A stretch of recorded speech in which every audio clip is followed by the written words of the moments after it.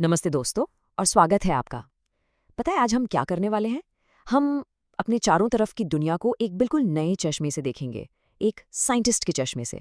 तो चलिए शुरू करते हैं। तो ये है घुलन और शीता। छुट्टियां खत्म और आज है स्कूल का पहला दिन। दोनों बड़े एक्साइटेड हैं और जानते हैं, जैसे वो कुछ नया सीखने के लिए तैयार है, वैसे ही हम भी आज कुछ कमाल का सीखने वाले हैं। तो कहानी की शुरुआत होती है सीधे क्लासरूम से। उनकी टीचर है मैडम विद्या और वो आते ही एक ऐसा सवाल पूछती हैं जो सबको सोचने पर मजबूर कर देता है। मैडम विद्या कहती हैं, बच्चों जरा अपने आसपास देखो तो। ये जो तुम्हारी किताबें हैं, पेंसिल, तुम्हारा स्कूल बैग, कभी सोचा है ये सब बनी किस चीज से है? और दोस्तों, यही वो सवाल है जिसके इर्द गिर्द हमारी आज की पूरी बातचीत घूमेगी। अब देखिए, दुनिया में तो करोड़ों चीजें हैं, इन्हें एक एक करके समझना तो बहुत मुश्किल है ना। तो इसका सबसे अच्छा तरीका क्या है? उन्हें ग्रुप्स में बांटना, मतलब एक जैसी चीजों को एक साथ रखना। पर ग्रुप बनाएं कैसे, किस आधार पर? और यहीं मैडम विद्या एक बढ़िया आइडिया देती हैं। वो कहती हैं कि हम चीजों को उनके गुणों यानी प्रॉपर्टीज के आधार पर बांट सकते हैं। सोचिए, कोई चीज गोल है या चौकोर, उसका रंग कैसा है, उसे छूने पर वो हार्ड लगती है या सॉफ्ट, और सबसे जरूरी, क्या वो चमकती है या फिर एकदम डल है। तो चलिए अब इन्हीं में से कुछ खास गुणों को जरा और गहराई से समझते हैं, बिल्कुल वैसे ही जैसे घुलन और शीता अपने क्लास में कर रहे हैं। तो सबसे पहले बात करते हैं चमक की, जिसे हम इंग्लिश में कहते हैं लस्टर। ये बस किसी भी चीज की शाइन करने की प्रॉपर्टी है, मतलब वो गुण जो उसे चमकदार बनाता है। और ये आपको सबसे ज्यादा कहाँ देखने को मिलेगा? बिल्कुल सही, मेटल्स में, जैसे लोहा, तांबा या सोना। जरा यहाँ देखिए, एक तरफ है लोहा, तांबा, सोना, एकदम शाइनी, चमकदार, और दूसरी तरफ लकड़ी, कागज, रबर, इनमें वो चमक नहीं है, ये डल है। फर्क साफ दिख रहा है ना? लेकिन रुकिए, घुलन के दिमाग में एक सवाल आया है। वो सोच रहा है, अरे अगर लोहा चमकदार होता है तो मेरे घर का गेट इतना डल क्यों दिखता है? उसमें तो कोई चमक नहीं है। अच्छा सवाल है, क्या आपके दिमाग में भी ये आया? तो इसका जवाब ना बहुत ही सिंपल है।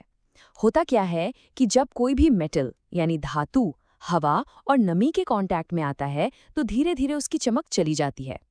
उसकी असली चमक तो तब दिखती है जब उसे ताज़ा ताज़ा काटा जाए। तो चमक होती है, बस ऊपर की परत के नीचे छिप जाती है।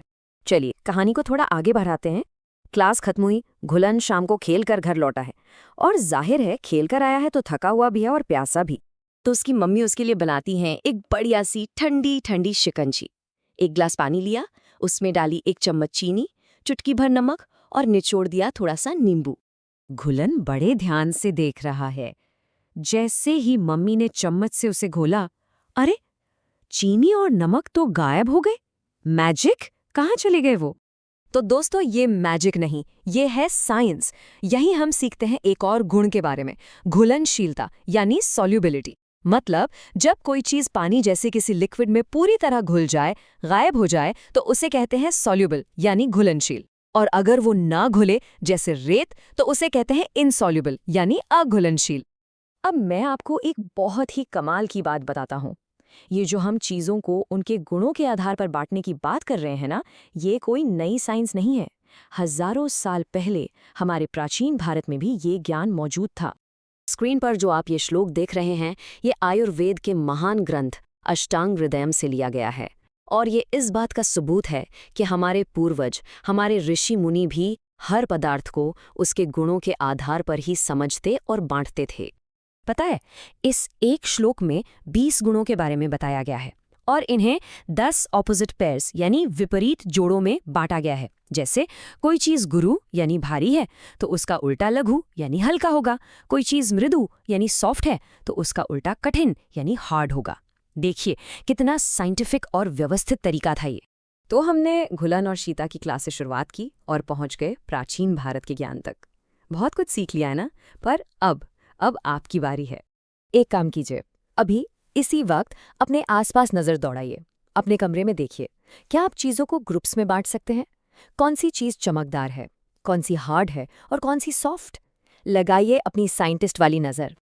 तो अब जब आपके पास भी ये साइंटिस्ट वाली नजर आ गई है, तो जरा सोचिए अगली चीज क्या होगी जो आप खोज निकालेंगे। अपनी खोज, अपनी क्यूरियोसिटी को हमेशा जिंदा रखिएगा।